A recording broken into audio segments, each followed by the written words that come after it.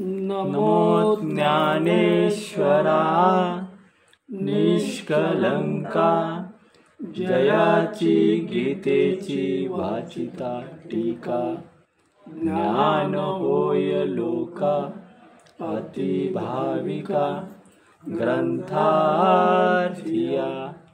ओम नमो जी आद्या वेद प्रतिपाद्या, जय जय सविद्या आत्मरूपा।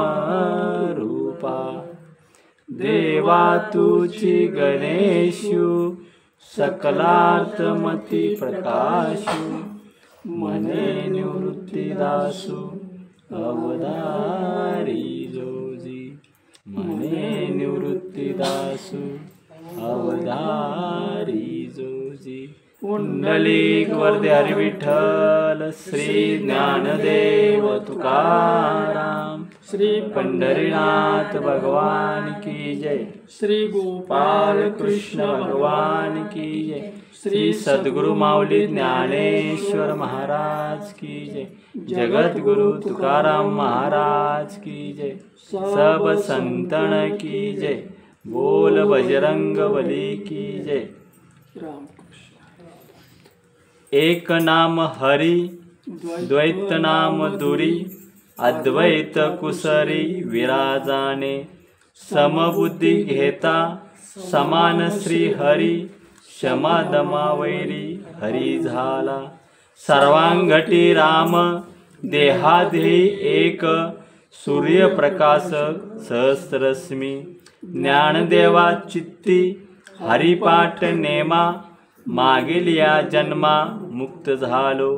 हरिमुखे म्हणा, हरिमुखे म्हणा, पुण्याची गणना कोण करी। श्री सद्गुरु माऊली ज्ञानदेवांच्या पवित्र चरणाला मनोभावाने वंदन करून, तुम्हा सर्व श्रोते सज्जनांच्या पवित्र चरणाला मनोभावाने वंदन करून आजच्या सेवेला आपण आरंभ करूया। ज्ञानदेवा चित्ती हरिपाठ नेमा, मागली या जन्मा मुक्त झालो। हरिपाठामध्ये 15वा अभंगाने शेवटचे चरण, जीवनातलं मर्म माऊली समजावून सांगता येते आपल्याला, किंवा माऊलींना जो अनुभव आला, ईश्वराच्या नामाचा जो अनुभव आला, हरिपाठाचा जो अनुभव आला, तो अनुभव माऊली तुम्हा आम्हाला सर्वांना इथं सांगण्याचा प्रयत्न करत आहे। माऊली आपणाला त्यांच्या अनुभवानं सांगतायत बघा, त्यांना आलेला अनुभव आपणाला सांगतायत की मी माझ्या चित्तामध्ये हरिपाठ गाण्याचा संकल्प केला। मी माझ्या मनामध्ये, मी माझ्या अंतकरणामध्ये ईश्वराचं नाम घेण्याचा निश्चय केला आणि त्या निश्चयानंच मी नाम घेऊ लागलो। रामकृष्ण नियम केला, नेम तसा केला आणि निश्चय पण केला। ज्या वेळेला मी निश्चयानं नाम घेऊ लागलो, कळवळ्यानं सांगतोय मी, कळवळ्यानं घ्या बरं का प्रत्येकानं, कारण आयुष्य आपणाला फार कमी आहे आणि ह्या कमी आयुष्यामध्ये आपल्याला कुठं जायचं आहे, जास्त पल्ला गाठायचा, मुक्कामाला पोचायचं आहे। संसारात लय रम्मान व्हायचं नाही, म्हणून आपलं ध्येय ठरलं पाहिजे। इथं माऊलींनी स्वतःचा अनुभव आपल्याला सांगितला आहे की मी ईश्वराच्या नामामध्ये इतका तल्लीन झालो, ईश्वराचं नाम मी इतकं घेऊ लागलो की सगळा देह माझा ईश्वराच्या नामानं भरून गेला। चित्त ईश्वराच्या नामाला चिकटलं आणि मग त्याच्यामुळं काय झालं तर आत्ता जो मला जन्म मिळालेला आहे याच्या पुढचे जन्म सगळे निघून गेले, नाहीसे झाले, पुन्हा जन्मालाच नाही आता. म्हणजेच माऊलींना इथं सांगायचं काय की जिवंतपणी मला सर्वश्रेष्ठ हा जो नरदेह मिळालेला आहे, या नरदेहानं मी ईश्वराचं फक्त नामच घेतलं आणि त्या नामानं मला इतकं पुण्य मिळालं की याच्या पुढचे जन्म सगळे नाहीसे झाले. याचाच अर्थ मी जन्म मरणाच्या याच्यातून मुक्त झालो. जन्म नाही रे अनेक, तुका म्हणे माझे बघ. कारण हा जीव कुठे गेला? मग शिवस्वरूप झाला. जीव कुठे गेला? शिवस्वरूप. मग शिवस्वरूप जो झाला त्याला पुन्हा येणं जाणं नाही. मग माऊली म्हणतात माझ्या जिवंतपणीच हे मला समजलं, जिवंतपणीच मला हे मिळालं आणि मिळाल्यामुळं अनेक जन्मातून मी मुक्त झालो. येणारे जन्म सगळे माझे नाहीसे झाले, मुक्तता मला प्राप्त झाली. हे माऊली आपल्याला अगदी कळवळ्यानं समजावून सांगतायत याचा अर्थ. मुक्त झालो म्हणजे याचा अर्थ काय? जोपर्यंत अंतःकरणामध्ये वासना आहे तोपर्यंत तुम्हाला जन्म घ्यावाच लागतो. अंतःकरणात वासना आहे तोपर्यंत जन्म घ्यावाच लागतो. मग वासनामुक्त तुम्ही कसं होणार? तोच अनुभव माऊली आपल्याला कळतंय ना. सर्वांनी अगदी कळवळ्यानं मी सांगतोय घ्यायचं आहे. वासना दोन प्रकारची असतात. एक देहबुद्धीची वासना आणि दुसरी आत्मबुद्धीची वासना. आता देहबुद्धीची वासना म्हणजे काय? देहबुद्धी म्हणजे ह्या देहाला चिकटलेली बुद्धी. मग ती काय करते? या देहाला, ह्या देहाचं सुख बघते. देहाला सुख मिळालं पाहिजे. मग देहाला सुख मिळण्यासाठी मला बंगला मिळाला पाहिजे, मला संपत्ती मिळाली पाहिजे, मला गाडी मिळाली पाहिजे, मला या संसारातलं सगळं. हे कुठलं? देहबुद्धीची ही वासना आहे. मला मुलं बाळं असली पाहिजे. कशासाठी? मला संतान असलं पाहिजे. कशासाठी? ते झालं तर त्याला नोकरी मिळाली पाहिजे, त्यानं पैसा कमवला पाहिजे, मला पैसा हवा आहे, मला सत्ता हवी आहे, मला अधिकार हवा आहे. ही देहबुद्धीची वासना आहे. कळतंय ना? देहबुद्धीची वासना कुठली आहे? शरीराला जे हवं आहे ते त्याला मिळालं पाहिजे. मग शरीराला सुख मी कुठं मिळेल? बंगला झाल्यावर सुख मिळेल, त्याच्यावर गाद्या हातरून झोपलो तर सुख मिळेल. मग सुख कुठं आहे? संसारात तर सुखच नाही. पण सुख शोधण्याचा आम्ही प्रयत्न करतो. ह्याच्यात सुख, संसारात सुख आहे का? आत्तापर्यंतचा माझा अनुभव आहे याच्यामध्ये सुख नाही. मग सुख कुठं आहे तेच माऊली सांगतायत. ज्ञानदेवा चित्ती हरिपाठने. ईश्वराच्या नामात सुख आहे, ईश्वराच्या ध्यानात सुख आहे. ईश्वर हा आनंदाचा गाभा आहे. का संसारात आनंद आहे? मग एवढा मन लावून आम्ही संसार का करतो? हे आमचं शुद्ध अज्ञान आहे. अज्ञानी माणूस काय करतो? संसारच करणार. पण ज्याला ज्ञान झालेलं आहे की हा सर्वश्रेष्ठ देह ईश्वराच्या कृपेनं मला मिळालेला आहे आणि मग सर्वश्रेष्ठ मिळालेला देह मी कुठं कारणी लावला पाहिजे, कुठं खर्च, हे माऊली आपणाला समजावून सांगतायत. म्हणून वासना दोन प्रकारच्या. वासना राहिली की जन्म घ्यावा लागतो, वासना निघून गेली की जन्म मृत्यूतून त्यानं सुटका करून घेतली. मग याच्यासाठीच आपल्याला नरदेह आहे. जन्म आणि मृत्यूतून सुटका करून घ्यायची.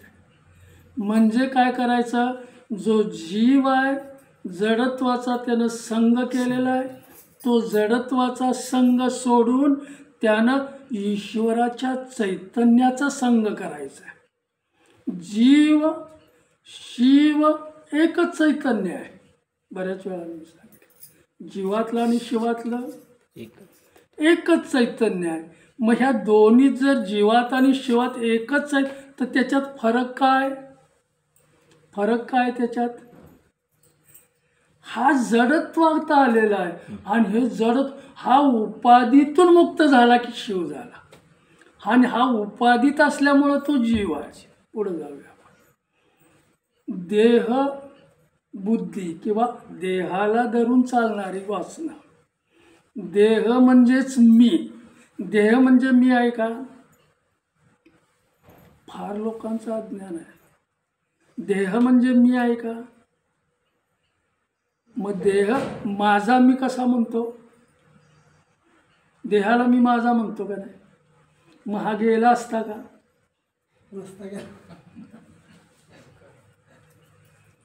हा माझा नाहीच. ईश्वराच्या कृपेनं मिळालेलं हे मला साधन आहे, आणि ह्या साधनानं मला काय मिळवायचं आहे?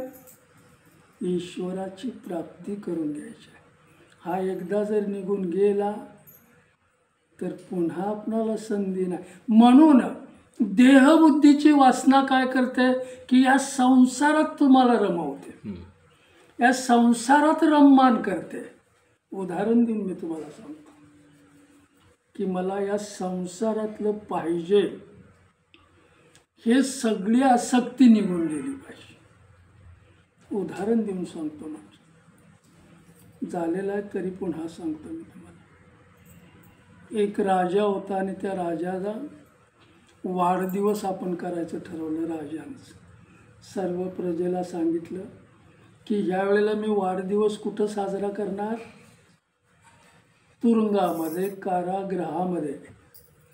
जे आरोपी म्हणून गेलेले आहेत, ज्यांना दंड झालेला आहे, त्यांच्यात मला जायचं आणि त्यांना समजावून सांगायचं आहे. त्यांच्या जवळ जाऊन माझा वाढदिवस साजरा करायचा. नियोजन तसं केलं त्यांनी.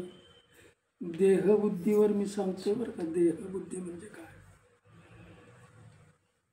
केक आणला, कापला, सगळ्या काय म्हणतात त्याला, शिक्षा झालेली लोक, कैदी लोकांना एकेकाला तो पेढा वाटला, काय असेल केक वाटला, त्यांचं गोड तोंड केलं सगळ्यांचं. राजा एका जागेवर बसले ते सगळं वाटून, आणि म्हटले तुम्ही सगळे लाईनमध्ये उभं राहा, आज तुम्ही जे मागाल ते मी द्यायला तयार आहे. ईश्वर सुद्धा आपल्यावर प्रसन्न जर झाला आणि तुम्हाला जागं करून विचारलं की तुम्हाला काय पाहिजे, मी द्यायला आलोय, पाहिजे ते तुम्ही मागा. काय मागेन आपण?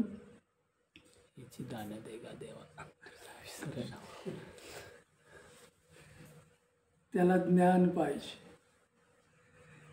इथं आपणाला माऊलींनी खऱ्या अर्थानं हेच जागं केलं. त्या राजानं उभं केलं त्या रांगेमध्ये, हा प्रत्येकाला बोलू, एक जण या माझ्याकडं. पहिला त्यांच्याकडे आला, तोंड गोड झालेला, तुला काय पाहिजे ते माग, मी द्यायला लगेच. तर म्हटलं मी इथं आता तुरुंगामध्ये आहे, तर मला अंतरायला पांघरायला काय नाही, ते तुम्ही दिलं तर बरं होईल. काय मागितलं? राजा देतोय. राजा प्रसन्न झालेला आहे, त्याला लगेच सोय केली. हां, त्याला देऊन टाका. दुसऱ्याला विचारलं तर म्हटले मला तिथं लाईटची सोय व्यवस्थित नाही, मला लाईटची सोय करून द्या. लगेच लाईटची सोय. तिसऱ्याला म्हटले मला जमिनीवर जरा बसता येत नाही, मला खुर्ची वगैरे दिली तर त्याला. तिसऱ्याला त्यांनी मागितलं काय? संसार. शेवटच्यावर प्रसन्न झालेले आहेत. आणखी तुला काय हवं आहे? तर मला तुरुंगातलं काही नको. माऊली जीवनातलं मर्म आपल्याला समजावून सांगतायत. संसारामध्ये सर्वश्रेष्ठ नरदेहही दिलेला आहे, ईश्वरानं, तर मी इथं काय केलं पाहिजे याचं ज्ञान मला झालं पाहिजे. म्हणून प्रत्येकजण आपल्या बुद्धीनं इथं जगत असतो आणि ही माझी सर्वश्रेष्ठ बुद्धी आहे तो समजतो. प्रत्येकजण काय म्हणतो, माझीच बुद्धी श्रेष्ठ आहे. कळते ना मला काय? प्रत्येक नाही, मी इथं आहे ते माझं बरोबर आहे, पण त्याला अजून मुख्य रस्ता सापडलेला नसतो. मग शेवटचा जो कैदी आला त्याच्यावर प्रश्न म्हटले, तुला काय पाहिजे? आता संपलेला आहे.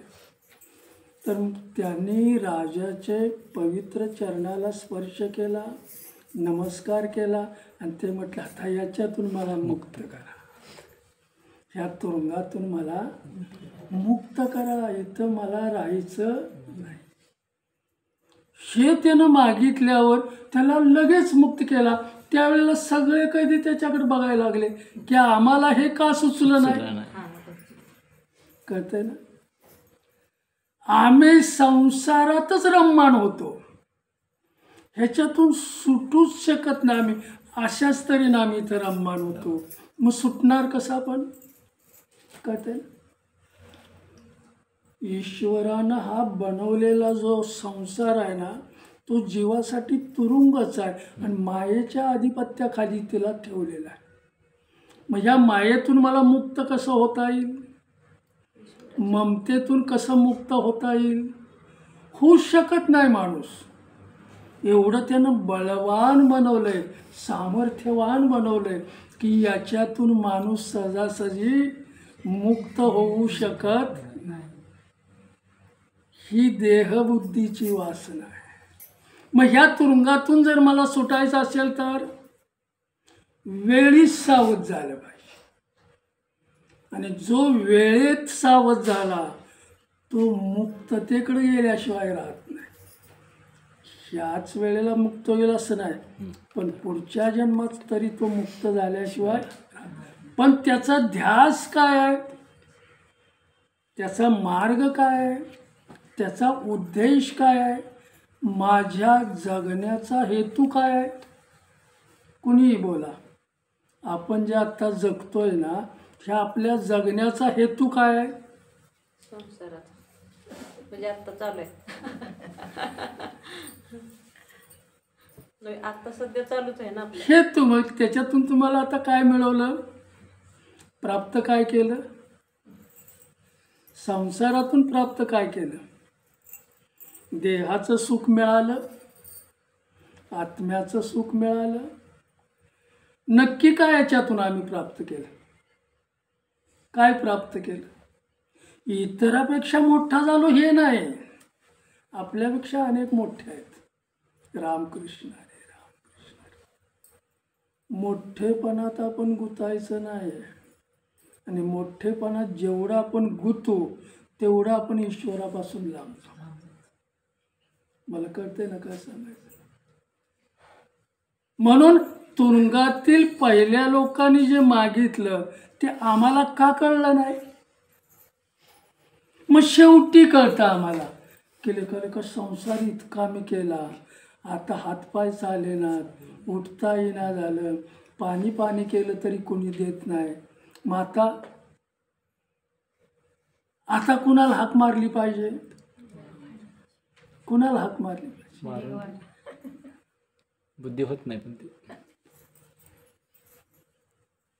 आणि तो तसा येणार पण नाही. येणार पण नाही. रामकृष्ण हरे राम. आयुष्य तुला दिलंय, शेवटी मला तू हाक मारतोयस. इथं माऊली समजावून सांगतायत, वेलीवर फूल उमललं की सुगंध देण्याचं काम करत. आणि ते सुगंध देत असताना, ते टवटवीत असताना, सुगंध पसरवत असताना जर ईश्वराच्या चरणावर गेलं सुंदर दिसत तर त्याचं खरं भाग्य म्हणायचं आहे. तसं हे आमचं मिळालेलं तारुण्य आहे. हे तारुण्य आम्ही कुठे टाकलं? रामकृष्ण. तारुण्य जर संसारात टाकलं टवटवीत, पण मग तुम्ही आता कोण विचारत नाही? घरातले बी विचारत नाहीत, मग आता जगतोय कुणासाठी? कुणासाठी? घरातले म्हणतात आमच्यासाठी काय केलं? हे तुमचं तुमच्यासाठी केलंय. आमच्यासाठी तुम्ही काय केलंय? कितीही कमवलं तरी मुलं नाही म्हणून माझा मुलगा डॉक्टर झाला पाहिजे. कशासाठी? कशासाठी झाला पाहिजे? वकील झाला पाहिजे. कशासाठी? अधिकारी झाला पाहिजे. कशासाठी? सत्ताधीश झाला पाहिजे. कशासाठी? त्याला माणूस बनवा अगोदर. म्हणून सर्वश्रेष्ठ नरदेह जो ईश्वरानं मला दिलाय, ह्या माणसातूनच राक्षस तयार होतो. त्याला जर ज्ञान नसेल तर ह्या माणसातून राक्षस तयार होतो, माणसातून माणूस तयार होतो आणि माणसातून देवसुद्धा बनतो. कळतंय ना मला काय म्हणायचं? मग आमच्या मुलाकडे आम्ही संकल्प काय ठेवला? तुला काय बनवायचं होतं? मला काय संकल्प ठेवला होता? आपण मुलाला काय बनवू इच्छितो? मुलाला काय बनवू इच्छितो आपण? कोण झाला पाहिजे तो? रामकृष्ण कोण झाला? देहबुद्धीची वासना मी म्हणतोय. मला मुलं पाहिजेत, संतती पाहिजे, संपत्ती पाहिजे. पण कशासाठी? तुला त्याच्यातून सुख मिळणार आहे का? हा, खरं सांगायचं नाही. मग बरोबर, जर सुख मिळत नसेल मग हे कशासाठी 8 तास? हा 8 तास कशासाठी? मग ईश्वराचं नाम सोपं आहे, सुलभ आहे. काहीही त्याला लागत नाही, काहीही खर्च नाही. मग ते का मुखात आमच्या येत नाही? कारण ते घ्यायला आम्हाला वेळच नाही. आणि वेळ आणल्यावर रामकृष्ण त्यावेळेला वेळ गेलेली असते. म्हणून कोमेजलेलं फूल आहे. कोमेजलेलं त्याला काय म्हणतात? सुकलेलं. सुकलेलं जे फूल आहे ते ईश्वराच्या चरणावर ठेवायला लायक नसते, ठेवतच नाही कोण. तसं करून करून भागला रामकृष्ण. तरी सुद्धा माऊली त्याला जाग करतायत. आता तरी तुला सद्गतीला जायचं आहे ना, तर आता तरी पुढे. आता तुला कळलंय ना? कळल्यावर हा तुरुंग ईश्वरानं निर्माण केलेला आहे. संसार हा तुरुंग आहे, मायेच्या अधिपत्याखाली आहे. ममत्व इथं त्याने दिलेलं आहे आणि या ममत्वातून मला सुटका करून द्यायची आहे. मग आपली सुटका कशी होईल? हे लेकरू माझं आहे कुठपर्यंत? कुठपर्यंत? हे लेकरू माझं कुठपर्यंत? पशुपक्ष्याकडे बघा, पंख फुटली की ते माझं म्हणत नाहीत. जनावराचे वासरू मोठं झालं त्याच्यापासून तर ते वेगळं होतं, पण माणसाचं पिल्लू आपण सोडत नाही. रामकृष्ण ते माझ्यापाशीच पाहिजे, मलाच ते बिलगलं पाहिजे. कशासाठी? पंख आले त्याला उडण्याचा अधिकार आहे, उडू द्या त्याला. फक्त तुम्ही त्याच्याकडे काय म्हणतात, प्रगतिशील मार्ग त्याला दाखवा. नाही आवडलं तर त्याचं पंख त्याला नेल तिकडं.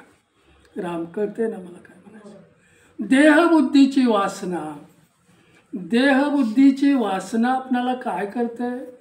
तर जन्माला परत मग कुठल्या जन्माला येईल ते आपण सांगता येत नाही. देहबुद्धीची जनावराच्या योनीमध्ये जाईल, पशुपक्ष्याच्या, जलचर योनी, कुठेही त्याला जन्म घ्यावाच लागेल. जशी वासना असेल तसं.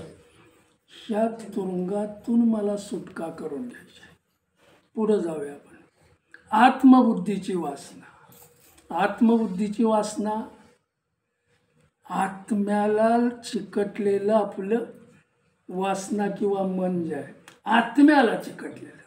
आत्मा त्या परमात्म्याचा अंश आहे, ते शुद्ध चैतन्य आहे, ते मी आहे. मग आत्म्याला चिकटलेली जी वासना आहे ती वासना आपल्याला सत्संगामध्ये घेऊन जाते. मला सत्संग मिळाला. कुठली वासना ही? आत्मबुद्धीची वासना. मला सत्संग मिळाला पाहिजे, मला सद्गुरूंच्याकडे गेलं पाहिजे, त्यांची मला सेवा केली पाहिजे, मला माझ्या माऊलीचं दर्शन झालं पाहिजे, मला सावळ्या पांडुरंगाचं दर्शन झालं पाहिजे. ही कुठली वासना आहे? आत्मबुद्धीची वासना आहे. ही त्याला तिकडं घेऊन जाते. आत्मबुद्धीची वासना ईश्वराकडे घेऊन जाते. मला सत्संग मिळाला पाहिजे, मला सत्संगात गेलं पाहिजे, त्यांची काय म्हणतात संगत मला घडली पाहिजे. त्या संगतीमुळं काय होणार मला? तर ईश्वराचा मार्ग मला सापडल्याशिवाय राहणार नाही. मग त्या मार्गावरच मला यायचं आहे. ही आत्मबुद्धीची वासना ईश्वराचा मार्ग आपणाला दाखवतो, त्या मार्गावर आणण्याचं काम काम करते. इथं उदाहरण देऊन मी तुम्हाला सांगतो की जसं सुदामा, कुणाचंही त्यांनी फुकट घेतलेलं नाही. सुदामा राजाने बोलवलं तरी त्याच्या जवळ गेलेला नाही.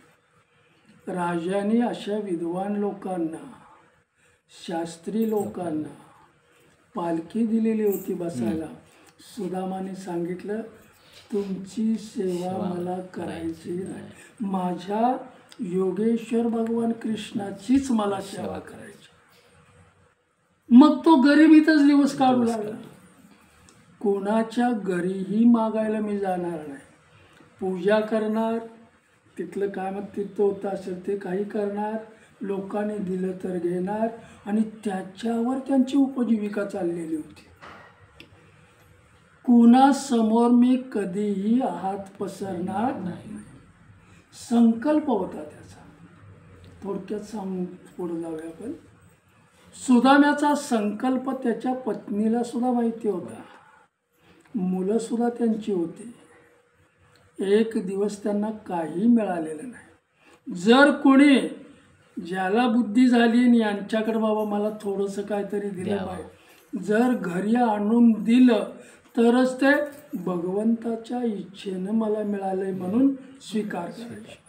पण कोणाच्या द्वारात जाऊन त्यांनी भीक मागितलेली, हा संकल्प पाहिजे. नको जिने लाजीरवाने. लाजीरवाने कशासाठी जगायचं? माझ्याकडे काही जरी नसलं तरी मी का हात पसरायचा? पुढे जाऊन मी तुम्हाला सांगतो. आत्मबुद्धीची वासना. एक दिवस त्यांना काही मिळालं नाही. जरा नीट ऐका मला. एक दिवस त्यांना मुलं उपाशी, स्वतः सुदामा उपाशी, त्याची पत्नी उपाशी. एक दिवस गेला, 2 दिवस गेले, मुलं आईजवळ आली, बिलगू लागली आणि आईला विनंती, आम्हाला भूक लागल्या, आम्हाला काहीतरी द्या खायला, भूक लागल्या. तो दिवस त्यावेळेला मुलांना ती माता समजावून सांगते की बाळानो, उद्या आपला योगेश्वर भगवान कृष्ण भगवंत जो आहे तो उद्या आपल्याला भरपूर देईल आणि पोटभर आपण जीव. कोणावर विश्वास आहे? आमका मला देईल रामकृष्ण हरे राम. भगवंत आपल्याला उद्या देईल, मग आपण उद्या पोट भरून जेऊ, पोट भरून जेवू शकले आपण. 3रा दिवस गेला, 4था दिवस गेला, पाण्यावरच सगळ्यांनी काढले दिवस. आणि मग 5व्या दिवशी ज्यावेळेला त्याची धर्मपत्नी, मुलांचं असह्य झालं, त्यावेळेला सुदाम्याच्या जवळ आलेले आहे. सुदाम्याच्या जवळ ज्या वेळेला येऊन सांगितलं की तुम्ही गावात जावा आणि भिक्षा मागा, असं मी कधीही तुम्हाला म्हणणार नाही. लोकांच्या समोर हात पसरा, असं कधीही मी तुम्हाला म्हणणार नाही. योगेश्वर भगवान कृष्णाकडे जावा आणि आपल्या घरच्यांच्यासाठी काहीतरी मागा, असंही तुम्हाला मी कधी म्हणणार नाही. कारण तुमचा संकल्प मला ज्ञात आहे की कुणाकडं काहीही मागायचं नाही. पण एक मी तुम्हाला सांगते हात जोडून, तुम्ही भगवंताच्या दर्शनाला जावा.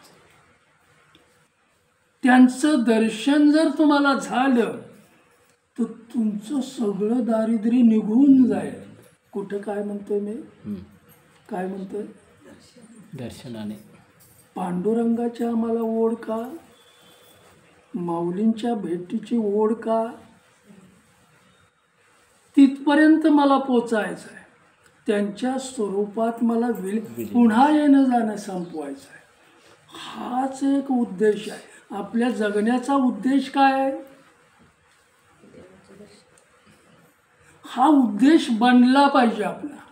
तो उद्देश नसेल तर मागणारेच जास्त आहे. देवाला मी नारळ फोडतो, देवाला फुलं देतो, त्याच्यासमोर कापूर लावतो, बाकीकडे आपण जायचंच नाही. काय म्हणतात, कोंबडे बघ, असा देव पावतो आपल्याला.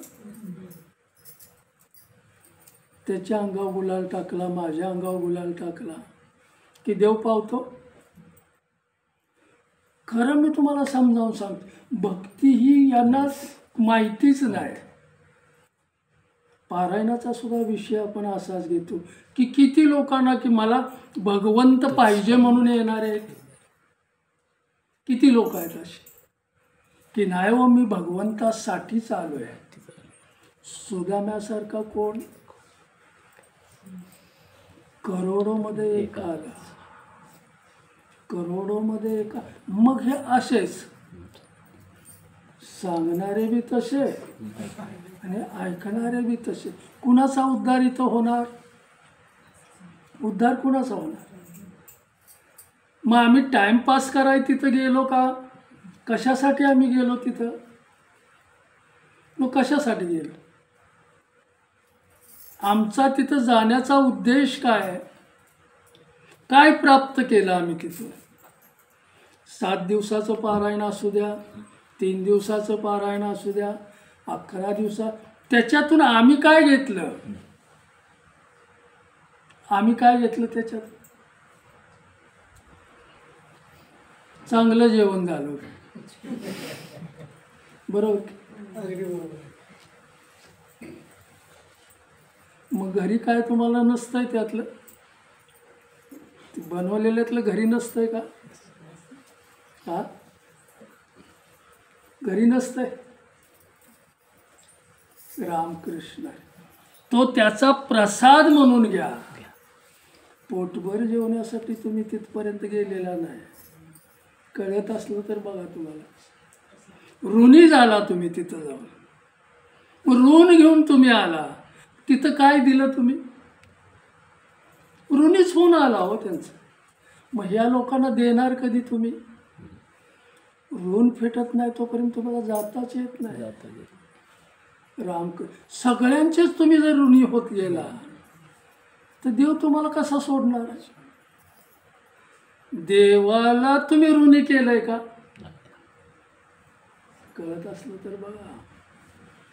म्हणून परमार्थ करताना माझा हेतू काय आहे? परमार्थ करण्याचा माझा हेतू काय आहे? माझं कुटुंब चांगलं व्हावं, कुटुंबाला सुख मिळावं, माझा संसार चांगला व्हावा, मला संसारात ईश्वरानं सुख ठेवावं आणि दुसऱ्याला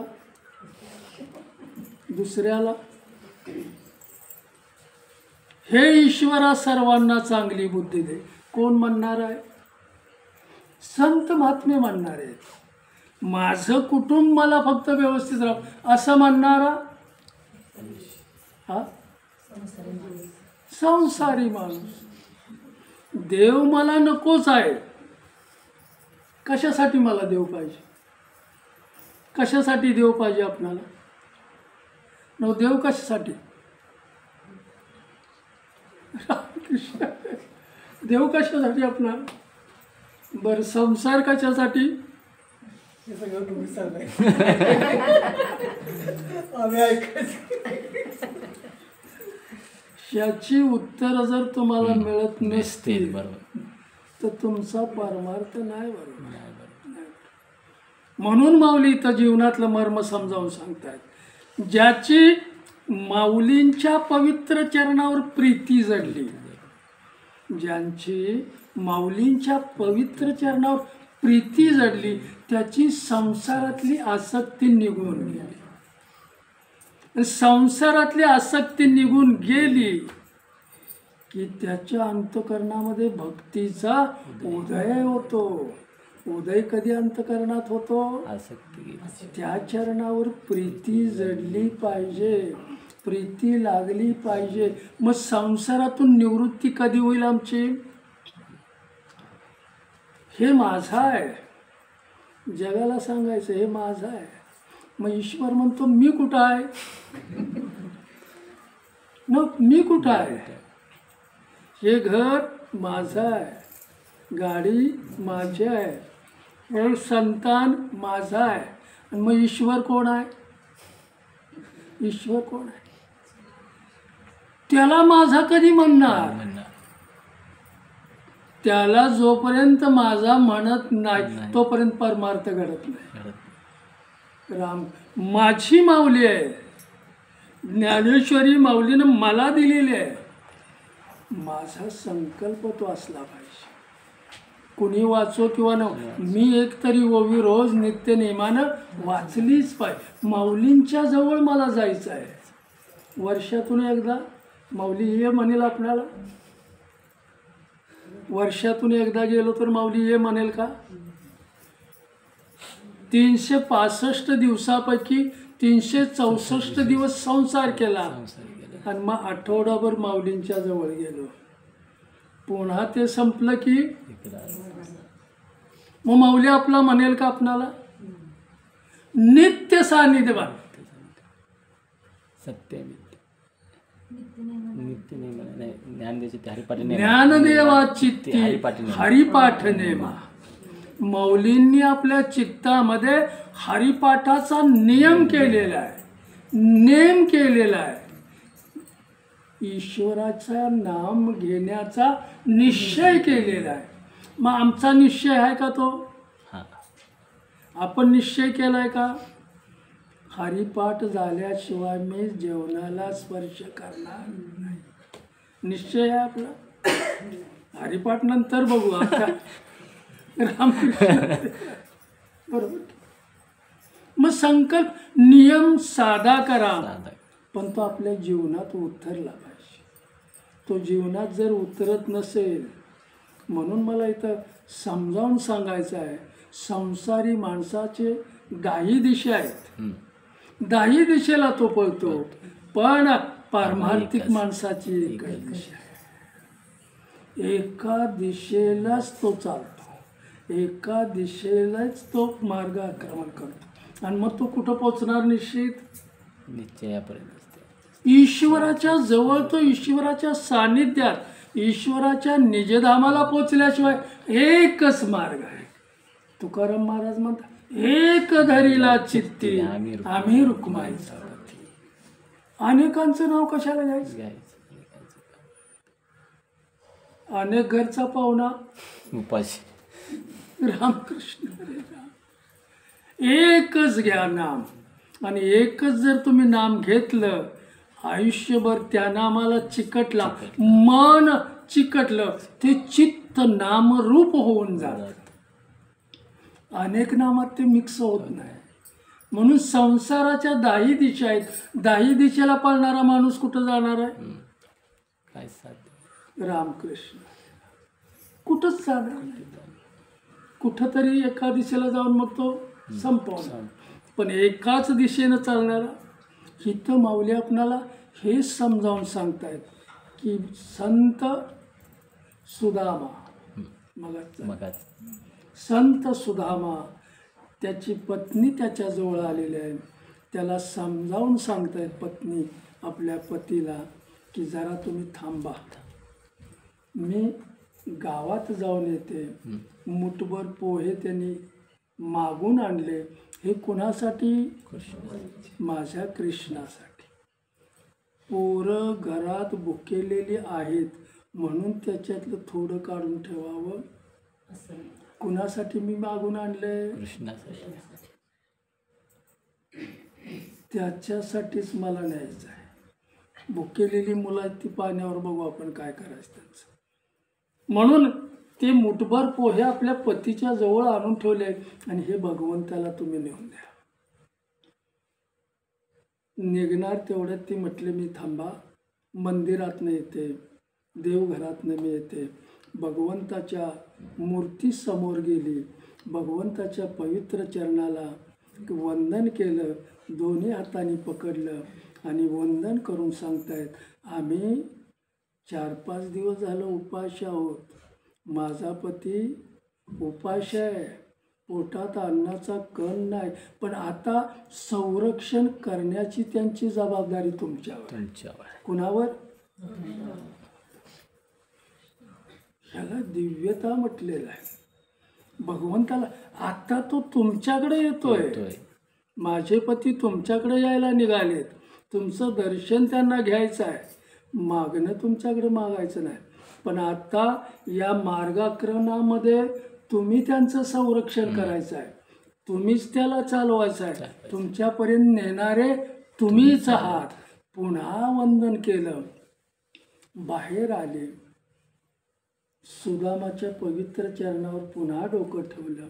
भगवंताकडे जात आहे, तुमचा संकल्प मला माहिती आहे की तुम्ही काही मागणार नाही, पण त्यांचं दर्शन घेऊन या. निश्चित आपलं दारिद्र्य गेल्याशिवाय दर्शनात केवढी ताकद आहे. म्हणून त्याचा ध्यास लागला पाहिजे. आता आपण काय म्हणतो, नाही आता जरा पाऊस आहे, नाही का न, वाऱ्याचं थंडीचं आहे, मग तो माऊलींच्या सोहळ्याला पुढच्या वर्षी गेलो तर रामकृष्ण आहे. ही संधी नाही मिळत आपल्याला. पण जो नियमित वाटचाल करतोय त्याला ती संधी आली का गेली का त्याचं काय नसतंय, कारण तो नियमित त्या वाटेवर आहे. ज्ञानदेवा चित्ती हरिपाठ नेमा, हे माऊली इथं आपल्याला समजावून सांगतायत की पहिला जो आहे देहबुद्धीची वासना, त्यानं बी जन्म घ्यावा लागतो, आणि आत्मबुद्धीची वासना त्यानंही जन्म घ्यावा लागतो. मग देहबुद्धीची वासना कुठेही त्याला जन्माला घालते. पशुपक्षाच्या योनीत घालेल, जलचराच्या योनीत घालेल, जनावराच्या योनी, ज्याची जशी वासना असेल तशी. पण ही जी आत्मबुद्धीची वासना आहे, ती वासना त्याला पुन्हा मनुष्य जन्मालाच घालते. का? ही सात्विक वासना आहे. ही कशी वासना आहे? आत्मबुद्धीची सात्विक वासना आहे. मग ही सात्विक वासना कधी राहते की माझा मार्ग माऊलींच्यापर्यंत मी अर्ध्यावर आलोय, आणि अर्ध्यावर येताना जर मी गेलो, हा देह सोडला, तर पुन्हा माऊली मायाचाच जन्म देते माणसात, कारण पुढं तुला जायचं. सात्विक आई वडिलांच्या पोटीच त्याला जन्माला घालते. का? कारण त्याचा मार्ग हा आहे. कळतंय ना मला काय म्हणायचं? सात्विक आई वडिलांच्या पोटी आपल्याला जन्म कधी मिळेल? जे ईश्वराच्या नामात आहे, जे ईश्वराच्या ध्यानात आहे, सतत त्यांच्याकडे सात्विकता आहे, त्यांच्या पोटी मला जन्म कधी? मी वैराग्यशील झाल्यावर, ईश्वराकडे सन्मुख होऊन या परमार्थाच्या मार्गावर चालताना जर मध्येच मला मरण आलं तर अशा आईवडिलांच्या पोटीच मला जन्माला ईश्वर माणूस म्हणूनच जन्माला घालतो. आपल्याला गॅरंटी आहे की मी माणूस म्हणून जन्माला येईन पुढच्या वेळेला? मग आता मी काय केलं पाहिजे? ही संधी का दवडताय? ही संधी का घालवताय आपण? आलं का लक्षात? रामकृष्ण ईश्वरानं दिलेली ही मला एकमेव संधी आहे. संधी वाया घालवायची नाही. तर मला काय सांगायचं आहे?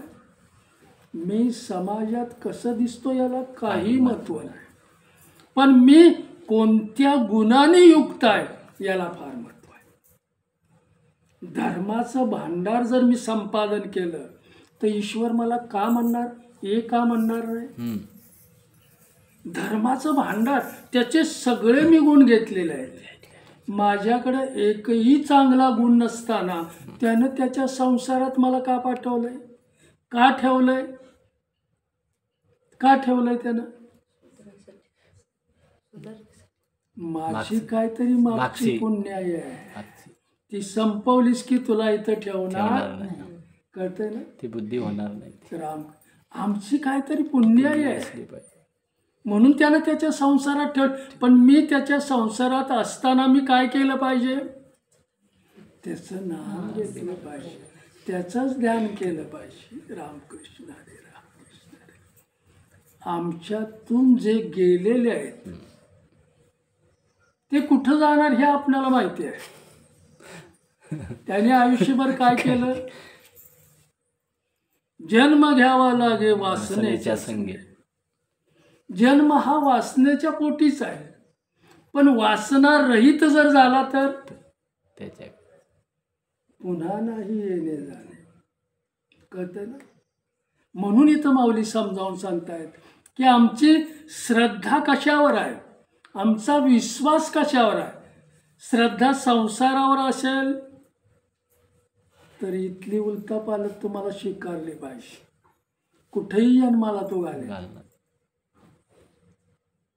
माझी श्रद्धा जर माऊलींच्यावर असेल तर, माझी श्रद्धा माझा विश्वास जर पांडुरंगावर असेल तर तो आपल्याला मला माझा म्हटल्याशिवाय राहणार नाही. म्हणून ईश्वराला माझा म्हणायला शिका. संसार आपला नाही आहे. कळतंय ना? का संसार आपला आहे? भगवंत म्हणतो संसारातलं तुमचं काही नाही, काही नाही. हा संसार माझा आहे आणि माझ्या संसारात मी तुम्हाला पाठवलेला आहे. कशासाठी? मला प्राप्त करून घेण्यासाठी.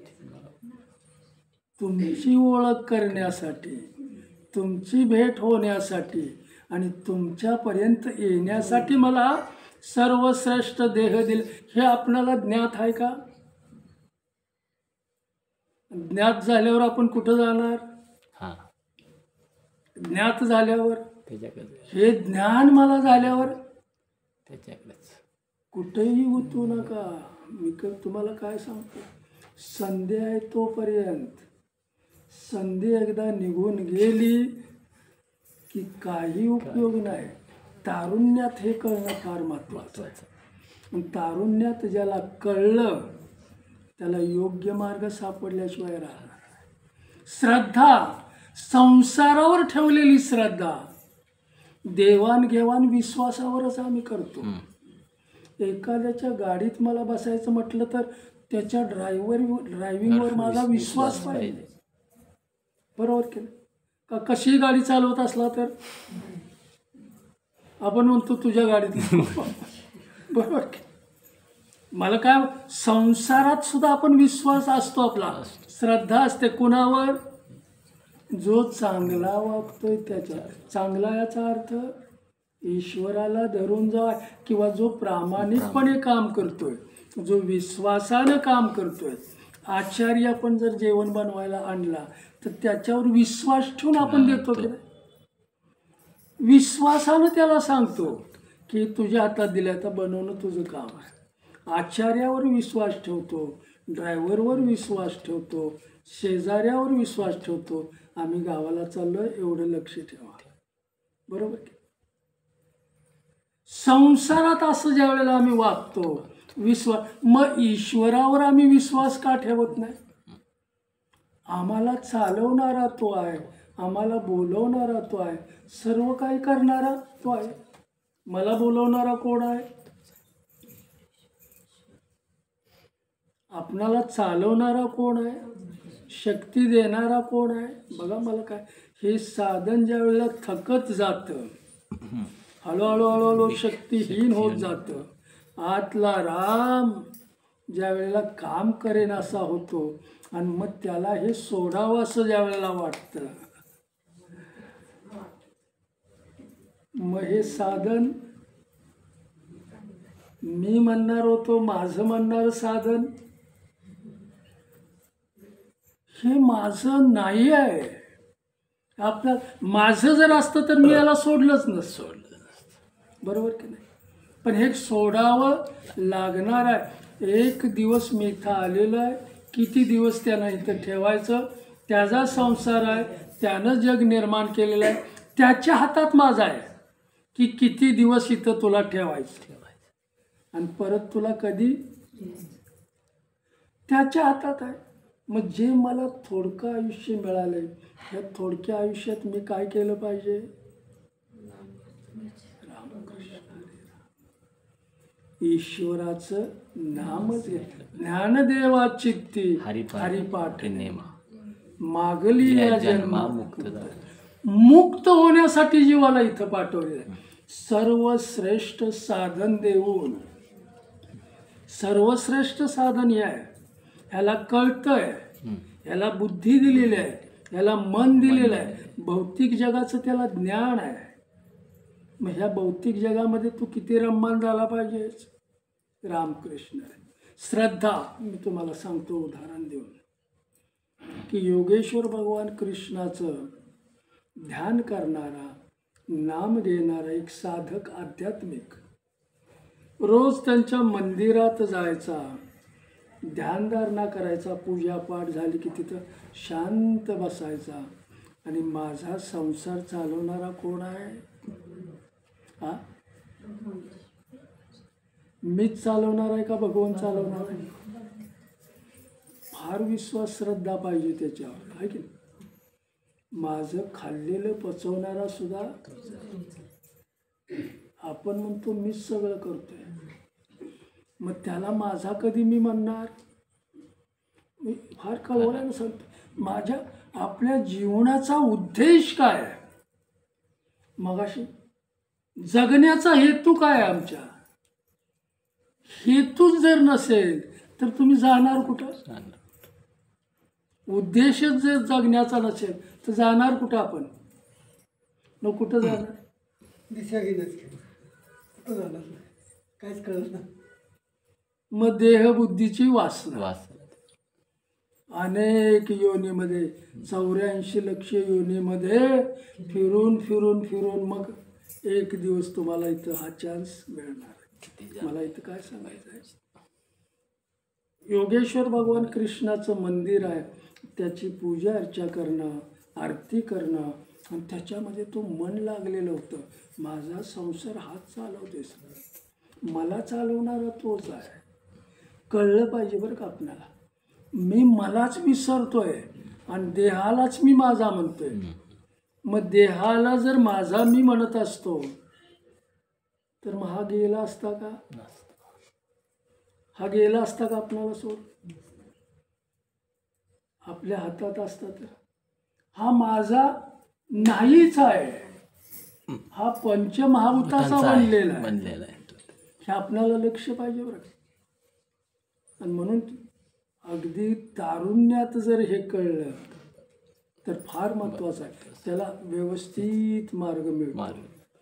जप तप करायचा, ध्यान करायचं तिथं. आणि त्याच मंदिरामध्ये गावातला मुख्य जो असतो नगराध्यक्ष, तो सुद्धा त्या भगवंताकडे यायचा. भगवंताकडं आल्यावर एक त्याला हार भगवंताला घालायचा आणि त्या हाराबरोबर एक सोन्याचा मणी त्या हारात ठेवायचा. सोन्याचा मणी भगवंताला तो हार घालायचा श्रद्धेनं, तो सोन्याचा मणी त्याच्यात. आणि पहिला हार काढायचा, भगवंताचं दर्शन घेऊन काय म्हणतात ते एक प्रदक्षिणा करून तो जिथं तो त्याचा महात्मा बसलेला असतो त्याच्याकडे यायचा आणि त्याच्या गळ्यात तो पहिला हार घालायचा सोन्याच्या मण्यासह. मग हा मणी तो स्वतः वापरायचा नाही, सोनाराकडे जायचा, त्याचे पैसे घ्या. आणि मग त्या मंदिरात रोज नित्य कार्यक्रम, भजन पूजन प्रार्थना आणि येणाऱ्याला जेवण. मंदिरात येणाऱ्याला प्रत्येकाला हा मणी रोजचा त्याच्याकडे द्यायचा. हा त्यांचा नित्य नियम चाललेला होता. एक दिवस नगराध्यक्ष थोडक्यात घेऊन पुढे जावे, यायला उशीर झाला. हा त्याचं भजन पूजन सगळं झालेलं आहे, नगराध्यक्षांची वाट बघतोय, वेळ निघून गेलेली आहे. आणि म्हणून तो भगवंताच्या चरणाकडे आला, त्यांचं दर्शन घेतलं, त्यांच्या गळ्यातली ती माळ काढली, आपल्या गळ्यात घातली आणि सोनाराकडे निघून जायत होता. तो ती माळ घेऊन सोन्याचा मणी घेऊन जाताना बाहेर आला. चालताना त्यानं समोरून ते नगराध्यक्ष येताना दिसले. त्याची धावपळ झाली. पळत पळत पाठीमाग आला. तो तसाच हार काढला आणि भगवंताच्या गळ्यात घातला. मला काय उद्देश सांगायचा याच्यात, भगवंताच्या गळ्यात घातला आणि तो आपलं ध्यान करत बसला. नगराध्यक्ष आले. योगेश्वर भगवान कृष्णाच्या पवित्र चरणाला वंदन केलं. पहिला हार त्याने काढून घेतला, दुसरा हात त्याने हार घातला. त्यावेळेला त्याने हाराकडे बघितलं तर त्याला पांढरे केस लागलेले होते. हातात घेतल्यावर पांढरे केस लागलेले होते. पांढरे केस घेऊन तसंच ती प्रदक्षिणा घेतली आणि मग त्या ह्यांच्याजवळ आला. छान्ना म्हटले, हा हार कुठं आहे भगवंताचा? याला पांढरे केस कसे काय लागले? भगवंताच्या डोक्यावर मी निरीक्षण केलं तर सगळे काळे केस आहेत. मग ह्या हाराला लागलेले पांढरे केस कुणाचे आहेत? कळतंय ना? श्रद्धेवर मी सांगतोय, विश्वासावर मी सांगतोय. मग ह्या हाराला पांढरे केस, मग त्या महात्म्याशी ते बोलतायत, हे पांढरे केस कुणाचे आहेत ते मी शोधून काढणार. तुम्ही काळजी करू नका म्हटले. कोणाला म्हणतायत? ज्याने हार काढलेला होता. तुम्ही काळजी करू नका, मी सगळं उद्या. आता हा हार मी असाच त्यांच्या गळ्यात घालतो आणि नवीन हार तुझ्या गळ्यात घालतो. रामकृष्ण. बदल केले. म्हटलं आता तुम्ही तुमच्या मार्गाला लावा, जावा. मी कारण उद्याच्याला आपण हे मिटवून टाकू सगळं. पण ज्याने हा आपल्या गळ्यातला हात पुन्हा त्याच्यात, याच्याच डोक्यावरचे पांढरे केस त्याला लागलेले होते. रामकृष्ण. आणि मग भगवंताकडे त्याचं मन इतकं ओढलं की आत्ता मी माझी चुकी कुणासमोर कबूल करू. फार प्रश्न महत्वाचा आहे बरं का, महत्वाचा प्रश्न. नगराध्यक्षांचं हे सगळं आहे, माळ बिळ आहे, सोनं आहे, त्याचं आहे सगळं. मग त्यांच्याकडे जाऊन माझी चुकी मी त्यांना माफी मागू का? कुणाकडे माफी मागू? आत्ता मी भगवंताकडे जाऊन माफी मागू का हे देणारा जो नगराध्यक्ष आहे त्यांच्याकडे जाऊन माफी मागू? समजा त्यांच्याकडे मी गेलो, त्यांच्या गयावया करू लागलो, त्यांचं चरण मी पकडलं आणि मी हे सगळं केलेलं होतं असं जर मी सांगितलं आणि त्याने उद्यापासून मला बंद केलं तर? माणसाचा भरोसा नाही, त्याच्यावर विश्वास टाकता कामाचं नाही. झोपू नका, त्याच्यावर विश्वास टाकायचा. कधी तो काय करेल, शिक्षा सुद्धा करेल, एखाद वेळेस माफ सुद्धा करेल. पण माझा भगवंत हा फार दयाळू आहे. माझ्या मनातलं मी सगळं त्याला सांगणार आहे. माझा अपराध मी त्याच्या समोर कबूल करणार आहे आणि मग याच्यातून सोडवणारा मला तोच. आता नगराध्यक्षाकडे जायचं संकल्प केला बघा. शुद्ध भाव पाहिजे आपला. आणि भाव जर शुद्ध असेल, मन जर शुद्ध असेल, अंतकरण जर शुद्ध असेल तरच त्याला भक्तीच्या वाटेवर चालता येतं. मगाशी मी तसं सांगितलं तसं भगवंताच्या पवित्र चरणावर प्रीती जडली पाहिजे आणि संसाराची निवृत्ती झाली पाहिजे, तरच अंतकरणामध्ये भक्तीचा उदय होतो. मला काय सांगायचं, म्हणून मी अभंग जरी आपण गायले ना तरी त्या अभंगाचा अर्थ तुम्ही कळवून घ्या, ज्ञात करून घ्या. अभंगाचा अर्थ कळवून घ्या आणि त्यातलं थोडं तरी आचरणात आणा आणि मग लोकांच्या समोर किती गावा, तो उठल्याशिवाय राहणार नाही. मला काय सांगायचं, आपण हे गातोय ते कोणासाठी?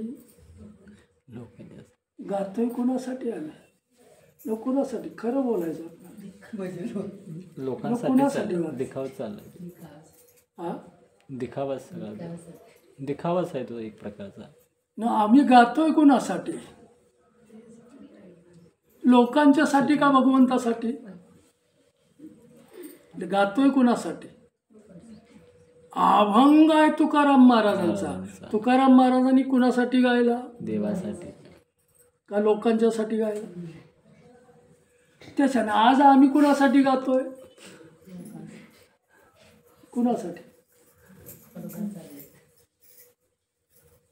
मग देव नाही पावणार, लोक पावली तर बघा. रामकृष्ण.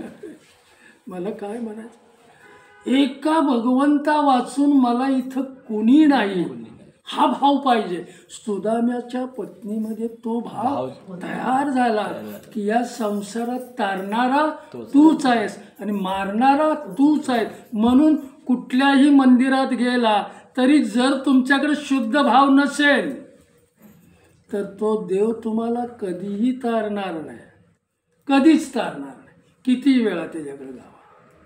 तुमच्या अंतकरणातला भाव शुद्ध झाला की तो देव तुमच्या भावात आला की तुम्हाला तारल्याशिवाय तो कळतंय ना? मला काय भाव बळे आकळे एरवी ना कळे.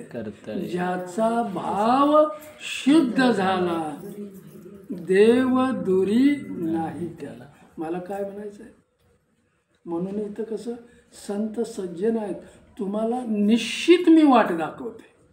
कारण मला जे मिळालेलं आहे, जो अनुभव आलेला आहे तो अनुभवच इथं आपल्याला सांग. म्हणून ह्या संसारात पहिल्यांदा निस्वार्थ होणं हे परमार्थाचं पहिलं लक्षण आहे. हे पहिलंच लक्षण आमच्यामध्ये नसेल तर रामकृष्ण.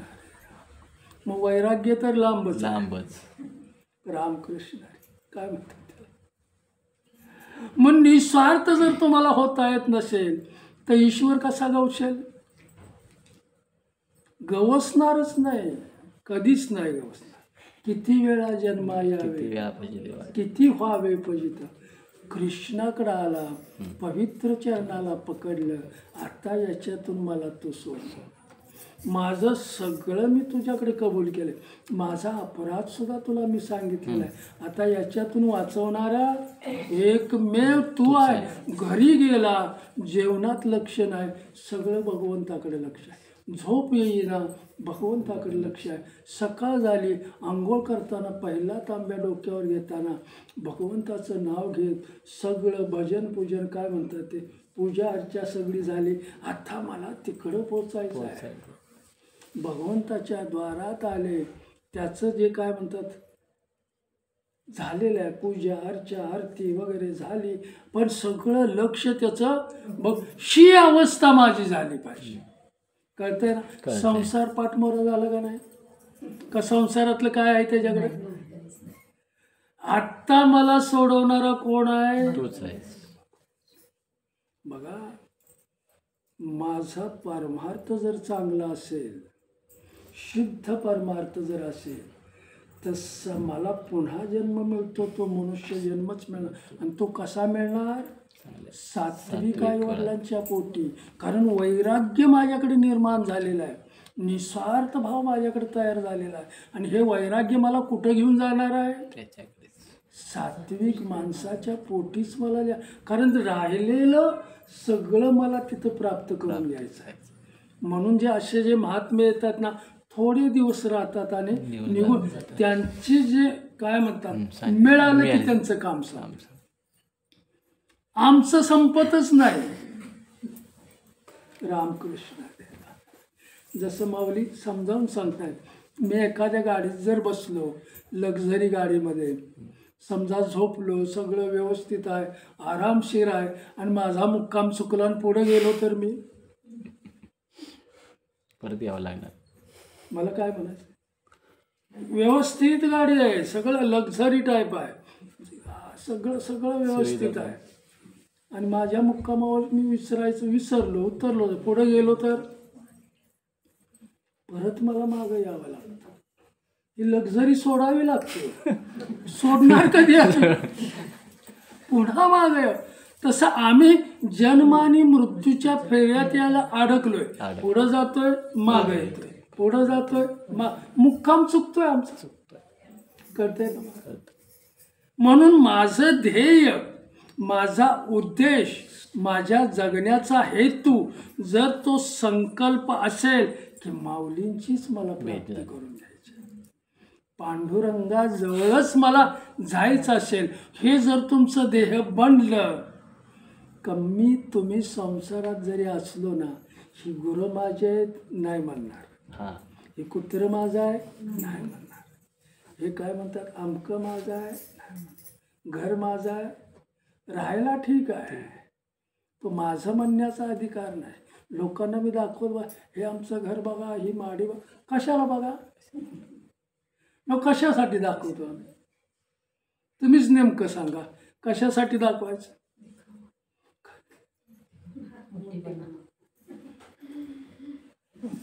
हे शुद्ध अज्ञान आहे आपलं. मग अज्ञान आपण प्रगट करतो फक्त. समोरचा बी तसाच असतो आणि हा बी असाच असतो. मला काय म्हणायचं लक्षात येईल तुमच्या, आमच्या जगण्याचा हेतू काय आहे? ह्या जीवाला शिव बनवायचा आहे, उपाधी रहित मला व्हायचं आहे. मग उपाधी रहित आम्ही कधी होणार? त्या मार्गावर आम्ही आलो पाहिजे. तेवढं मन आमचं तयार झालं पाहिजे, शुद्ध झालं पाहिजे, अंतकरण तेवढं शुद्ध झालं पाहिजे, भाव तो बनला पाहिजे, चित्त त्या नामाला चिकटलं पाहिजे. बरोबर. आणि एकदा चित्त त्याला चिकटलं की संसार मिथ्या वाटू लागतो.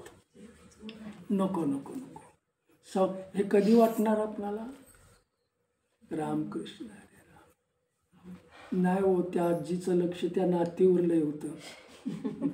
मग नाती पाया पडली की कावळा शिवला असं होतं का? रामकृष्ण.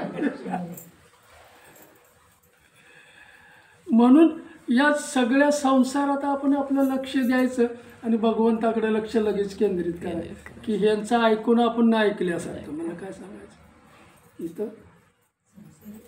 कृष्णाला पूर्ण हे केलं तुझ बघा. प्रार्थना झालेली आहे, सगळं झालेलं आहे, देवपूजा बघ, आणि मी भगवंताकडे लक्ष आहे. आता संसाराकडे त्याचं लक्ष नाही. तुम्हाला मी एक सांगू का, कोणी गेलं तर दुःखी होऊ नका. त्याला आनंदानं घालवता आला आम्हाला. मग आनंदानं कधी घालवता येईल? माझ्या जगण्याचा हेतू ईश्वर झाला पाहिजे, ज्ञान पाहिजे. जाणारच आहे. उद्या मला तिथं जायचं आहे. जायचं. ज्याला मी आज माझ्या घरातल्याला घालवलंय तिथं उद्या मला जायचं नाही का? हे माणसाला कळत नाही. तो त्या स्मशानभूमीमध्ये जाऊन मी आज रामरायाचाच वागतो. गुटखा खायला, पान खायला, अमकं खायला, तमकं खायला, मी आज रामराय. आणि तू जाताना इथंच येणार आहेस. म्हणून शिवशंकर अगोदरच स्मशानामध्ये बसले. मला कोणी घालवायला बी नको, मला कोणी आणायला बी नको. कळतंय ना मला काय म्हणायचं? हे फार ज्यानं काय म्हणतात माझा मुक्काम हित आहे हे ज्याला नित्य जाणवलं, तो या माणसात राहिला तरी तो गुणवान बनेल. पण तो या संसाराला माझा नाही म्हणणार कधी. हा माझा नाही म्हणणार. रामकृष्ण. पोराला आपण बनवत नाही, त्याच्या कर्मानुसार तो चालतो. आणि एकदा आपल्याला कळलं की हे असंच, आपण लक्षच नाही द्यायचं. त्याचं कर्म आणि तो बरोबर. आलं का लक्षात? तुम्ही सावराय गेला तर तुम्ही पडाल त्यात. त्याच्यापेक्षा त्याला पंख मिळालेत कुठेही भरारी मागतो. त्याला माझ्याकडे काय मागू नको, आपलं तुझी तू भरारी घ्या. रामकृष्ण. कळतंय ना मला काय? देवाकडे लक्ष आहे त्या महात्म्याचं. आणि नगराध्यक्ष आता येणार आहेत, केसाचा फैसला होणार आहे. सगळं मी भगवंतावर सोडलेलं आहे. नगराध्यक्ष आलेत, हार घेतलेला आहे, भगवंताच्या पवित्र चरणाला त्यांनी स्पर्श केला, वंदन केलं, गळ्याकडे बघितलं आणि मग प्रदक्षिणा घेत कालत ते गेलेले आहेत. पहिला हार तो काढून घेतला, हार घातला, मागं गेले आणि मग देवाच्या डोक्याचं निरीक्षण करू लागलेत. आणि आज सगळे केस पांढरेच दिसायला लागले.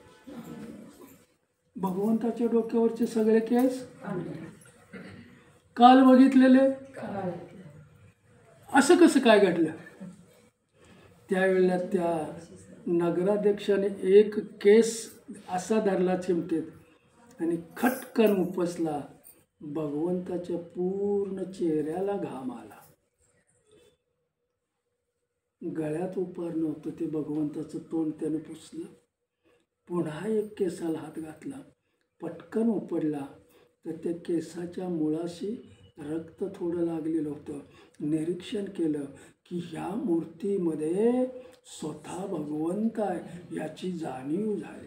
आता पांढरण काळ म्हणायची काय गरज नाही. कळतंय ना. करील तो काय नोहे महाराज, परी पाहे बीज शुद्ध अंगी. आपलं मन शुद्ध करावं. शंकाच घेत बसू नका तुम्ही. मन शुद्ध करायचं. संसार भगवंताचा आता परत लक्षच नाही. मी भगवंताचा आणि भगवंत माझा. तुम्ही हे जर स्वीकार केलं भगवंताचं, मी त्याचा आहे आणि तो माझा आहे. जग कसंही असू द्या, जगाकडे आपल्याला बघायचं नाही. जग आपली जेवढी उपेक्षा करील तेवढा तो भगवंताकडे जातो. पण जगाच्या लोंढ्यात जर तुम्ही शिरायला गेला, जग तुम्हाला आपलं म्हणायला लागलं ना की तुम्ही भगवंताला विसरला. कळतंय ना मला काय म्हणायचं. कारण ह्या लोंढ्यासारखंच तुम्ही राहता. पण जसजशी चांगल्या माणसाची उपेक्षा करतं जग. जसं मी उदाहरण देतो, तुकाराम महाराजांनाच गावातनं का बाहेर काढलं, माऊलींनाच का बाहेर काढलं आळंदीतून. काय कारण. तुकाराम महाराजांना काय कारण. शास्त्री लोक म्हणतात आमच्यापेक्षा मोठा होतो.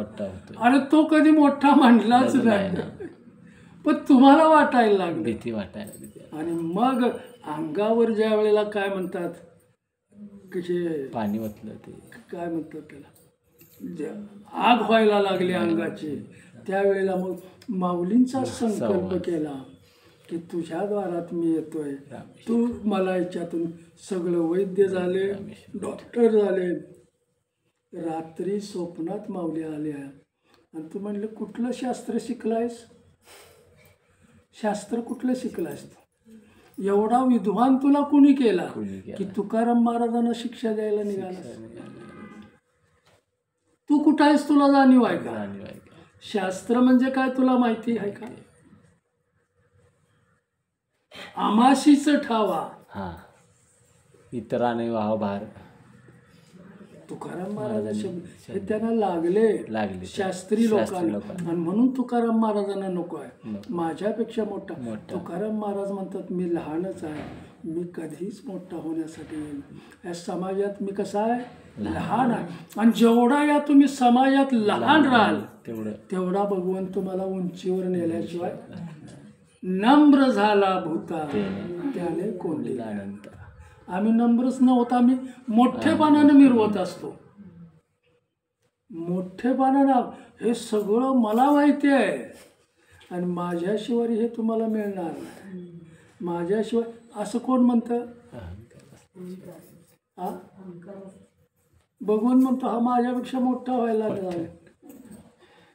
यालाच सगळं माहिती आहे, मला तो विसरायला लागला. रामकृष्ण हरे राम. मग ह्याला मोठा का लहान. माऊली त्याला म्हणतात कुठलं शास्त्र शिकलायस तू. तुला विद्वान कुणी केला. तुकाराम महाराजांना शिक्षा द्यायला निघालायस, तुला कुणी अधिकार दिला. त्याचा अधिकार तुम्हाला माहिती आहे का. विठ्ठलाशी तो बोलणारा माणूस आहे. केवढा मोठा तो साधक आहे. त्याला तू जाणलंस का कधी. मला एकच कळवलं, संताशी अगोदर तुम्ही ओळख करा. त्यांना अगोदर जाणून घ्या आणि मग त्याच्याशी काय म्हणतात कनेक्टिव्ह संगत करा. न जाणता संगत करू नका. रामकृष्ण. त्याला जाणून घ्या, त्याला ओळखा आणि मग त्याच्या संगतीत राहा. मग तुम्ही पुढे गेल्याशिवाय राहणार नाही. तो पुढं आपल्याला नेणार आहे का मागं परतवणार आहे. इथं तो नगराध्यक्ष ओळखला आणि महात्म्याजवळ आलेला आहे आणि महात्म्या तो गळ्यात हार घातला. आता तू करशील ते बरोबर. रामकृष्ण. कालचा करील तो काय. रावाचा रंक करणारा तोच आहे, रंकाचा राव करणारा तोच आहे. म्हणून मला सांगायचं आहे, सुदाम्याचं दारिद्र्य कधी गेलं? भगवंताच्या द्वारात पोचला सुदामा. गेटवरचे त्याला ते काय म्हणतात, द्वारपाल त्याला आत सोडायला तयार नाही. त्याचा वेश बघितला, सगळं मळलेलं आहे, अंग मळलेलं आहे, आणि हा भगवंताकडे निघालाय. कशावरून ओळख? बाह्य देखाव्यावरून ओळख करताय तुम्ही. कळतंय ना मला काय? म्हणून संतांची सुद्धा बाह्य देखाव्यावरून त्याच्या संगतीत राहा, त्याला ओळखा, त्याचं ज्ञान बघा, तो कुठं जातोय तो बघा. का तो मागायलाच माझ्या घरी आलाय? बरीच लोक असे आहेत, नुसतं मागण्यासाठीच. हा शिष्य माझा, हा इकडे जाऊया, हा शिष्य माझा, हा इकडे. काय गोळा करायचा आहे तुला? 11 दिवसाच्या पारायणामध्ये तुम्ही मगाशी बोलला 5 लाख खर्च केला. कुणाला खर्च दिला तुम्ही? मग 5 लाख खर्च कुणाला केला? काय त्याच्यातून निष्पन्न झालं? निष्पन्न काय झालं? ऐका, आपण घरगुती बोलतो. काही निष्पन्न जर होत नसेल तर खर्च कुणासाठी करताय? नाही कळत. खिशातला 1 रुपया पडला तरी आपण कळकळतो. 10 रुपये गेले तरी 100 पडले तर किती कळवळा निर्माण होतो. रामकृष्ण. पण तो रुपया जर भगवंतासाठी खर्च केला तर तो ऋणी होत नाही. लगेच 100 रुपये तुम्हाला पाठवतो.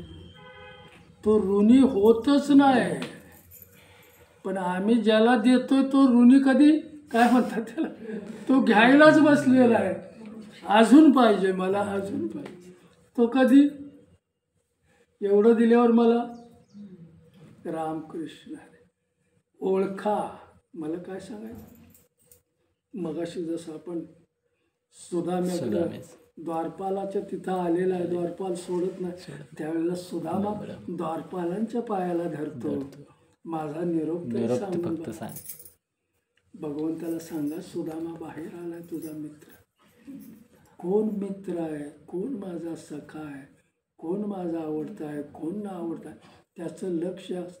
म्हणून तुम्ही सौंदर्य प्रसाधन करून जगात वावरू नका. गुणवान होऊन जगात या. त्याचं लक्ष, जगाचं लक्ष माझ्या चेहऱ्याकडे आहे. जगाचं लक्ष म्हणून मी याला सारखा धुतो, कारण जगाचं लक्ष आहे ना याच्याकडे. पण भगवंताचं लक्ष माझ्या मनाकडे आहे. ते मन मी कसं ठेवलं पाहिजे? रामकृष्ण. त्याचं लक्ष याच्याकडे गेलं पाहिजे. आणि एकदा याच्याकडे जर लक्ष गेलं तर ह्याला तो आपला म्हणल्याशिवाय. सुदाम्याचं नाव ऐकल्याबरोबर त्यांनी सगळं सोडलं, धावत आलेलं आहेत, पळत आले. कोण आलं? भगवान श्रीकृष्ण. रामकृष्ण. देवच जर पळत आहे, मग द्वारपाल सुद्धा गपचिपच झाला. मी ज्याला अडवत होतो त्याचं कारण काय? मला हा सुदामा कळलेला नाही. मग कळतोय कोणा? संत कुणाला कळलेत? तुम्ही सांगा. संत कुणाला कळलेत? संत कळलेत? कोण संत? संत कुणाला कळलेत? म्हणून मग अशी पहिलं निस्वार्थ भाव झाला पाहिजे. हे परमार्थाचं पहिलं लक्षण त्याच्याकडे असलं पाहिजे. मग निस्वार्थ झालेल्याकडे आम्ही जातोय का? रामकृष्ण. त्याची निश्चित वाटचाल कुठं आहे ते आम्ही बघतोय का? अभंग त्यांनी किती चांगलं गाव द्या, शास्त्री पंडितांनी केलेलं निवेदन ते वेगळं आहे, आणि तुकाराम महाराजांनी स्वानुभवानं बोललेलं ते वेगळं आहे. ज्ञानदेवा चित्ती हरिपाठ नेमा, मागली या जन्मा मुक्त. मागले जन्म म्हणजे पुढचे येणारे जन्म. ह्याच्यातून मला ईश्वरानं सोडवलं. आता जन्म घ्यावा लागणारच नाही मला. जीवन मुक्त त्यानं केलेलं आहे. जिवंतपणे हा उद्देश आपल्याकडं असला पाहिजे. याच देही याच डोळा पाहिन मुक्तीचा. मुक्त होण्यासाठी हे साधन आहे. बघायचं इथं व्यवस्थित जागा वगैरे बसायला. म्हणून मी तुम्हाला सांग, की इथं आनंद घ्यायचा आहे. एका नामाच्या याच्यामध्ये आपण एकत्र आलोय, भगवंताच्या नामानं आपण एकत्र आलोय आणि तो नामानं आपल्याला एकरूप करणार आहे. इथं दुजाभाव आपला संपणार आहे सगळा. दुजाभाव आपल्यातला गेला पाहिजे. इथं कोण परका नाही आणि कोणी जवळचं नाही, सगळे ईश्वराचे नाम धारक आहे. म्हणून जो नामधारक झाला त्याचं लक्ष, ईश्वराचं लक्ष त्याच्याकडे जातं. माझी माळ तू घातलीस ना, स्त्रीनं जसं ज्याचं डोरलं घातलं तिचं लक्ष कुठं जातं? पतीकडेच लक्ष. कशी झोपलेला असो जागे असो, मी आणि तो, तसं हे त्याचं डोरलं मी माझ्या गळ्यात घातलं की मी कुणाचा झालो? एका भगवान. आणि हा उद्देश मी ठेवला पाहिजे. देव माझा आणि मी देवाचा. मला काय सांगायचं आहे? जाण्या येण्याचं जे मला साधन त्यानं दिलेलं आहे, त्या साधनाला साधन घेऊन मला कुठं उतरायचं आहे निश्चित करा. मला कुठं उतरायचं आहे तर मला भगवंताच्या निजधामाला पोचायचं आहे. मग निजधामाला पोचण्यासाठी मी काय केलं पाहिजे? मी काय केलं पाहिजे? माझं मन, माझं अंतकरण त्याच्या नामाला चिटकवलं पाहिजे. पत्नी जसं आपलं नाव पतीच्या नावाला चिटकवते, इकडं वडिलांचं नाव सोडून देते, घर सोडून देते, समाज सोडून देते आणि पतीशी एकरूप होते. तसं आता माऊली तू आणि मी करतंय ना. मला ज्ञानदेवा चित्ते हरिपाठ नेमा, मागली या जन्मा मुक्त झालो. म्हणून आपलं मन, आपलं अंतकरण जर ईश्वराच्या नामाला चिकटलं आणि ते मन नामरूप झालं, चित्तच नाममय झालं, तर आतला भाव त्याचाच असतो. तो शुद्ध भाव करतो आणि तो भावाचाच भुकेलेला, त्याला काहीच द्यायचं नाही. त्याला हार घालू नका, नारळ फोडू नका, अगरबत्ती लाव. हे अगरबत्ती लावणं ही आपली बालवाडी आहे. ही सोडणार कधी आपण? लावा आपण. हे सगुण ध्यान, सगुणातून आपल्याला निर्गुणाकडे जायचं. म्हणून मानसिक भक्ती आपली वाढली पाहिजे. मानसिक भक्तीकडे आपण वळलं पाहिजे. मनानं त्याच्याजवळ सतत असलं पाहिजे. इथं जरी मी असलो तरी मी माऊलींच्या जवळ असतो. मला आणलंय कोणी? माऊलीन. मला जायचं कुठं? माऊलींच्याकडे. सतत ध्यास लागला पाहिजे. आणि सतत जर ध्यास लागला तर जगण्याचा हेतू काय बनतो आपल्या? तोच बनतो की मला माऊलींच्याकडे जायचं आहे. कधी वेळ मिळेल मला जायचं आहे, कधी वेळ मिळेल मला. आणि वेळ आली की आपण सोडायचं नाही. चला निघालो माऊलींच्याकडे. हा ध्यास ज्या वेळेला लागतो त्यावेळेला तो सुद्धा त्याला चुकल्यासारखं होतं की हा अजून का नाही आला, लेट झाला, अजून का. तुकाराम महाराजांचा ध्यास विठ्ठल, विठ्ठलाचा ध्यास तुकाराम. माझा कधी भेटतोय याला वाटायचं मला कधी भेटतोय. हा ध्यास लागला. मग हे परस्पर जर ध्यास लागला तर तो जीवनमुक्त झाल्याशिवाय. म्हणून माऊलींचं सांगणं आहे ज्ञानदेवा चित्ती हरिपाठ. जाता जाता मी तुम्हाला आलं लक्षात म्हणून सांगतो की योगेश्वर भगवान श्रीकृष्ण काय म्हणतात अवस्थेत असताना, बालक अवस्थेत असताना यशोदा मातेच्या घरी आपले दुडदुड होते, खेळत होते, सगळ्यांना आनंद देण्याचं काम करत होते. गोपाळ त्यांच्याकडे सगळे यायचे. एक महात्मा त्यांच्या घरी आला. दुपारची वेळ झालेली होती. त्यावेळेला यशोदा माता बाहेर आली, स्वागत केलं त्यांचं. आलं लक्षात म्हणून मी सांगतोय. स्वागत केलं, आदरातिथ्य केलं. तिथं जिथं संतांचं आदरातिथ्य होतं, संतांची ओळख झाली, त्यांचे जेवढे पाय घराला लागतील तेवढं तुम्हाला पुढचा मार्ग चांगला. रामकृष्ण. यशोदा मातेनं त्या महात्म्याचं आदरातिथ्य केलं. त्याला तांब्या भरून दिला. चूळबिळ भरा, पाय धुवा आणि आत्यान जेवण तयार आहे. थोडक्यात सांगून पुढे जातो. त्यांनी ताट वाढून आणलं, जेवणावर बसले, नैवेद्य दाखवला त्या महात्म्याने आणि थोडे डोळे मिटून बसले. त्यावेळेत त्याच्या भोजनाच्या जवळ योगेश्वर भगवान कृष्ण आले आणि जेवण खायला लागले. त्याच्या ताटातलं वाढलेलं ताटातलं झालेलं आहे नाही. खायला लागले. त्यांनी डोळं उघडलं तरी हा बालक हा भगवंत म्हणून जाणलाय का? नाही. त्याची दृष्टी ती आहे का? हेच मी तुम्हाला सांगतो कशी दृष्टी झाली पाहिजे. यशोदा मातेला हाक मारले की हे तुमच्या बाळानं उष्ट केलंय. माझ्या भगवंताला कृष्णाला हे चालत नाही आणि कृष्णच पुढ्यात आहे. हाक मारली, नाही चालणार, हे घेऊन जावा, उष्ट केलेलं आहे. दुसऱ्या वेळेला ते म्हणले या चूलवरून हा बस. परत नैवेद्य दाखवला, डोळे मिटले, परत भगवंत आले, परत ताटात खाऊ लागले, डोळे उघडले तर परत ताट.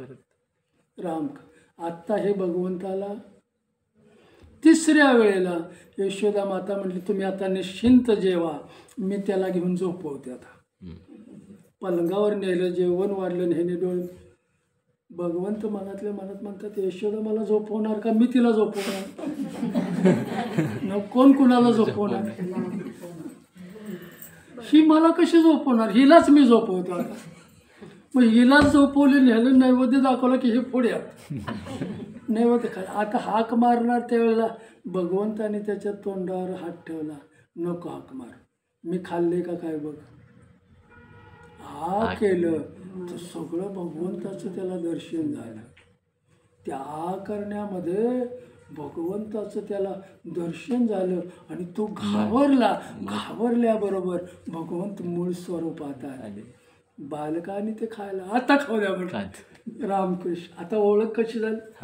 पहिल्यांदा माणसं ओळखा आणि मग संगत करा. कळतंय ना मला?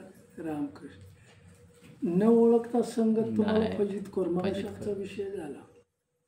आयऱ्या गैऱ्याच्याच बसाल तर तुम्ही सुद्धा घसरून जा. चांगल्यामध्ये बसाल तर तुम्ही सुद्धा उंच व्हाल. मला काय म्हणायचं आहे, इथं भगवंताचं दर्शन झालं होतं. कोणाला मी नैवेद्य दाखवत होतो? कळतंय ना? कोणाला नैवेद्य दाखवत?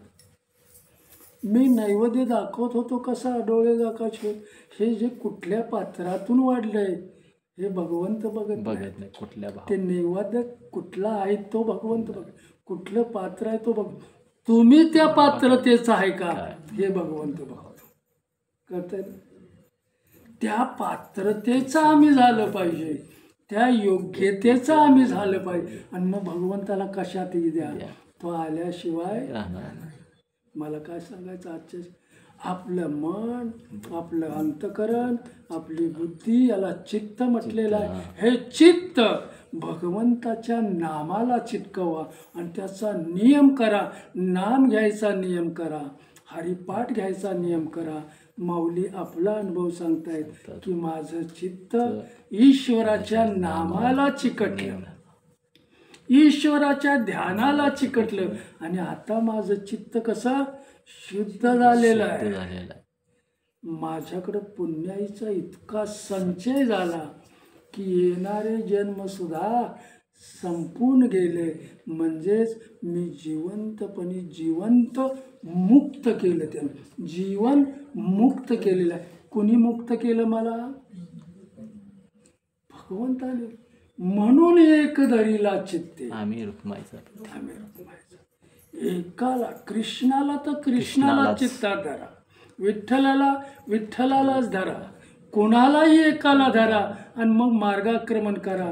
तुम्ही निश्चित मुक्कामाला पोचा. संसारी माणसासारखं दाही दिशेला पळू नका. सोमवाराला तिकडं, रविवाराला तिकडं. एकच पूजा करा. रामकृष्ण हरे राम. पुंडलिक वरदे हरी विठ्ठल श्री नामदेव तुकाराम श्री पंढरीनाथ भगवान की जय. श्री गोपाल कृष्ण भगवान की जय. श्री सद्गुरु माऊली ज्ञानेश्वर महाराज की जय. जगद्गुरु संतराम महाराज की जय. सब संतन की जय.